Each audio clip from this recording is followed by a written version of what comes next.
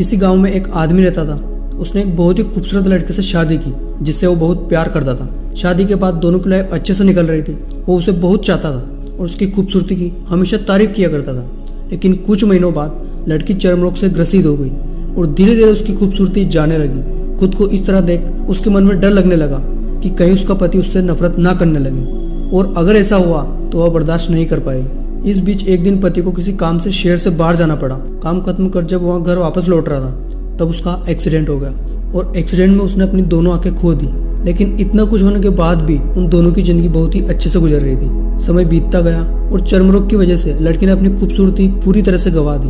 वह बदसूरत हो गई, लेकिन उसके अंधे पति को इस बारे में कुछ भी पता नहीं था। वह उसे उसी तरह प्यार करता रहा, लेकिन समय के चलते एक दिन उस लड़की की मौत हो गई। पत्नी की मौत के बाद वह पूरी तरह से अकेला पड़ गया। वह बहुत दुखी था और वह शहर छोड़कर जाना चाहता था। और जैसे ही वह कुछ दिनों बाद शहर छोड़कर जाने लगा तभी एक आदमी ने उससे पूछा, अब तुम बिना सहारे के कैसे चल पाओगे, कैसे जी पाओगे तुम अकेले? इतने साल तो तुम्हारी पत्नी तुम्हारा साथ थी और तुम्हारी मदद किया करती थी, अब कौन तुम्हारी मदद करेगा? इतना सुन वह आदमी बोला, मैं अंधा नहीं हूँ, मैं बस अंधे होने का नाटक कर रहा था। क्योंकि यदि मेरे पत्नी को यह पता चलता कि मैं उसकी बदसूरती देख सकता हूँ तो शायद वो मौत से पहले ही मर जाती।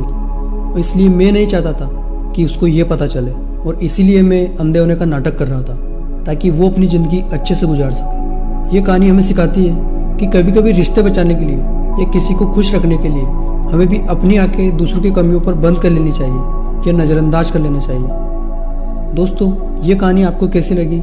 अगर अच्छी लगी हो तो प्लीज़ शेयर ज़रूर करिए। मिलते हैं अगली वीडियो में। जय हिंद।